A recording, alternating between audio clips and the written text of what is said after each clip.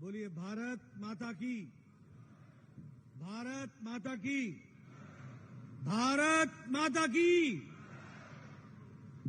आज के कार्यक्रम में मंच पर उपस्थित हमारे भारतीय जनता पार्टी के प्रदेश के अध्यक्ष श्री भवेश कलिता जी, हमारे जोरहाट के बहुत ही सम्मानीय सांसद और लोकसभा में मेरे साथी भाई तपन गोगोई जी, राज्यसभा में मेरे साथी श्रीमान कामख्या प्रसाद तासा जी, रनोज पेंगू जी हमारे मंत्री, जोगेन मोहन जी मंत्री असम सरकार, संवित पात्रा जी, मयूर जी हमारे जिला के अध्यक्ष और सभी विधायकगण, प्रदेश के पदाधिकारी, सम्मानित मंच और यहां इतनी बड़ी संख्या में एकत्र आए देवी और सज्जनों और मीडिया के मेरे साथी, प्रिंट मीडिया और इलेक्ट्रॉनिक मीडिया के मेरे साथी, आप सब लोग आदरणीय मोदी जी के 9 साल के सेवा, सुशासन और गरीब कल्याण के इस भव्य कार्यक्रम में शामिल हुए हैं। मैं जहां आपको इस कार्यक्रम के लिए हार्दिक बधाई देता हूं, वहीं यह भी बताना चाहता हूं कि किस तरीके से प्रधानमंत्री मोदी जी ने 9 साल के अंदर देश को आगे बढ़ाने का काम किया, देश में नई ऊर्जा और स्फूर्ति भरकर देश को दुनिया के समक्ष एक मजबूत राष्ट्र के रूप में रखने का काम किया है। हम 9 साल के पहले और 9 साल के बाद भारत की 2 तस्वीर देखते हैं। 2014 के पहले का भारत भ्रष्टाचारी देशों में शामिल भारत था। 2014 से पहले का भारत हम लोगों ने पॉलिसी पैरालिसिस का भारत देखा था। 2014 से पहले का भारत निर्णय न लेने वाला भारत देखा था। 2014 से पहले का भारत स्कैम से भरा हुआ था। 2G, 3G, 4G, 5G, 4G हर तरीके का स्कैम चल रहा था। लेकिन 2014 के बाद मोदी जी के द्वारा निर्णय लेने वाली सरकार, मजबूत सरकार, बुलंद सरकार और देश में आगे बढ़कर के देश को आगे बढ़ाने वाली सरकार, ये नरेंद्र मोदी जी की सरकार बनी है। और इसीलिए आज हम ये कह सकते हैं कि चाहे सेवा हो, चाहे सुशासन हो, फिर चाहे गरीब कल्याण हो, तीनों ही मामलों में भारतीय जनता पार्टी के नेतृत्व में, आदरणीय मोदी जी के नेतृत्व में देश ने तरक्की की और आगे बढ़ा है। अगर हम याद करें तो हमको ध्यान में आएगा कि एक समय में दुनिया में भारत की स्थिति क्या थी, और आज जब हम देखते हैं तो हमारे को ध्यान में आता है कि दुनिया में भारत दुनिया के देशों में एक इज्जत के साथ खड़ा देश है। ये भी हमको ध्यान में रखना चाहिए। और जब हम इसकी चर्चा करते हैं तो मैं आपके सामने बताना चाहूंगा कि अगर हम इंफ्रास्ट्रक्चर की बात करें, इंफ्रास्ट्रक्चर की, तो इंफ्रास्ट्रक्चर में 2014 से 2022 में 18 लाख करोड़ रुपए सिर्फ इंफ्रास्ट्रक्चर में खर्च हुआ। और इस साल 2023 में यह खर्च एक साल के अंदर 10 लाख करोड़ रुपए खर्च होने वाला है, 10 लाख करोड़ रुपीस। और इसी तरीके से 2014 में ये हाईवे जो बन रहे हैं, ये एक दिन में 12 किलोमीटर सड़क बनती थी। आज 29 किलोमीटर, 29 किलोमीटर प्रतिदिन के हिसाब से ये सड़क बन रही है। ये भी हमको ध्यान में रखना चाहिए। अगर हम बात करें तो 54,000 किलोमीटर की इंफ्रास्ट्रक्चर की सड़क बन गई है। 18 वंदे मातरम ट्रेनें चल पड़ी हैं और आने वाले 2 सप्ताह के अंदर 23 वंदे मातरम ट्रेन चल पड़ेगी। वह भी हम आपके सामने बताना चाहते हैं। 37,000 किलोमीटर का रेलवे ट्रैक यह भी इलेक्ट्रिफाइड हो गया है और इसके साथ साथ 9 साल के अंदर 74 एयरपोर्ट बने थे, 74 एयरपोर्ट्स, और अभी 70 साल के अंदर 74 एयरपोर्ट्स बने थे और अभी 9 साल के अंदर मोदी जी ने 74 एयरपोर्ट बनाए हैं और नॉर्थ ईस्ट में 16 एयरपोर्ट बनाए हैं, 16 एयरपोर्ट बने हैं, 7 नए एयरपोर्ट बन रहे हैं। ये भी हमको ध्यान में रखना चाहिए। इसलिए विकास की बात करें, सुरक्षा की बात करें, आत्मनिर्भरता की बात करें। अगर हम सुरक्षा की बात करें तो बॉर्डर में 13,595 किलोमीटर की सड़क बनी है। अगर हम सुरक्षा की बात करें तो डोकलाम एयर स्ट्राइक और एयर स्ट्राइक के साथ साथ हमारा सर्जिकल स्ट्राइक ये बताता है कि भारत की इच्छा शक्ति, कोई भी बुरी नजर से भारत के बॉर्डर को देखेगा तो उसको जवाब दिया जाएगा, मुंह तोड़ जवाब दिया जाएगा। इसकी तैयारी हुई। मित्रों, इसके साथ साथ अगर हम देखें आत्मनिर्भरता के दृष्टि से तो आज भारत AK-203 बना रहा है। आज भारत प्रचंड हेलीकॉप्टर बना रहा है। आज भारत ने नौसेना के बेड़े में INS विक्रांत, इसको भी शामिल करके भारत को आत्मनिर्भर बनाने में कोई कसर नहीं छोड़ी है।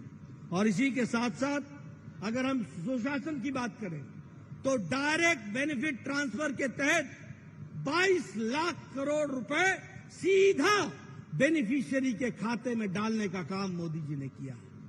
और इसी के साथ साथ अगर हम देखें तो कॉमन सर्विस सेंटर 5 लाख से ज्यादा खुले हैं।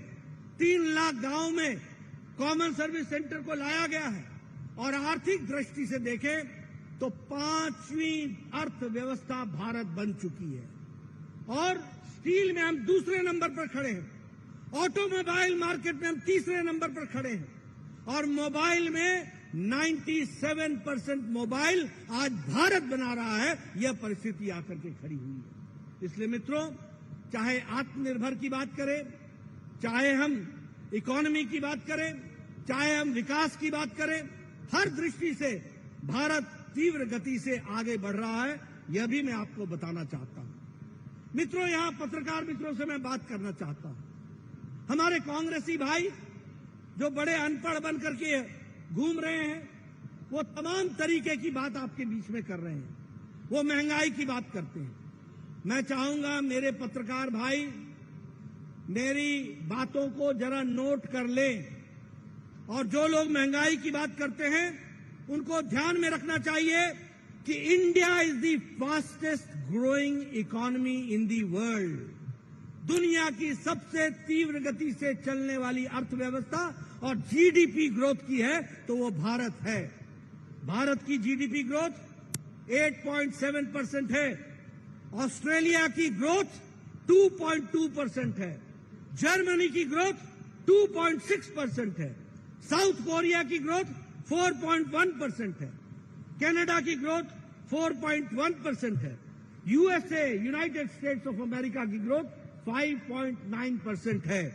और इंडिया, भारत 8.7% के हिसाब से ग्रो कर रहा है।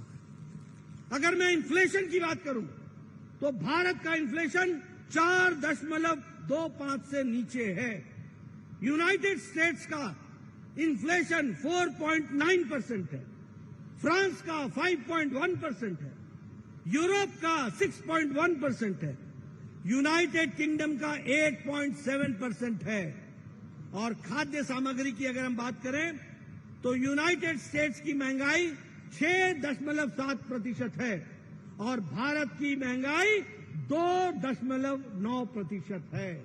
ये भी हमको समझना चाहिए। फ्रांस की महंगाई 14% है। पाकिस्तान की महंगाई 48% है। इसलिए अगर हम महंगाई की बात करें, ग्रोथ रेट की बात करें, विकास की बात करें, तो भारत का कोई मुकाबला नहीं है। भारत की महंगाई सबसे कम है और भारत की ग्रोथ सबसे आगे तीव्र गति से चल रही है। यह भी हमको ध्यान में रखना चाहिए।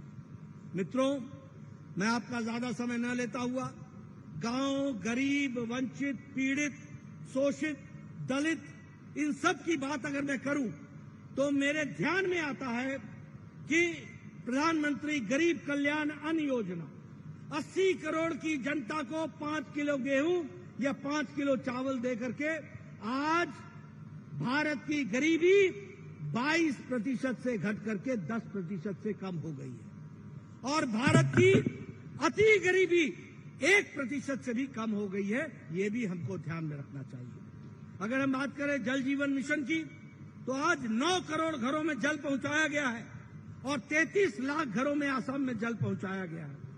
अगर हम किसान सम्मान निधि की बात करें तो 10 करोड़ 78 लाख लोगों को, किसानों को किसान सम्मान निधि दी गई है, तो असम में 11 लाख लोगों को यह किसान सम्मान निधि दी गई है।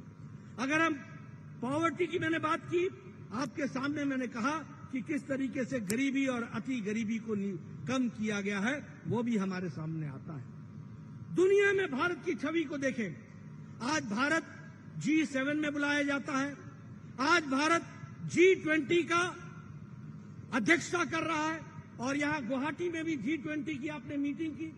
मुझे पता लगा कि अरुणाचल प्रदेश में C20 की मीटिंग हुई है। ये बताता है कि बदलते भारत की तस्वीर, क्वाड में भारत, ब्रिक्स में भारत, ITU में भारत, SCO में भारत, कौन सा ऐसा अंतर्राष्ट्रीय मंच है जहां मोदी जी का प्रतिनिधित्व, भारत का प्रतिनिधित्व नहीं होता है। ये भी हमको ध्यान में रखना चाहिए। अभी अभी मोदी जी ऑस्ट्रेलिया गए थे और ऑस्ट्रेलिया के प्रधानमंत्री ने कहा, Modi you are the boss.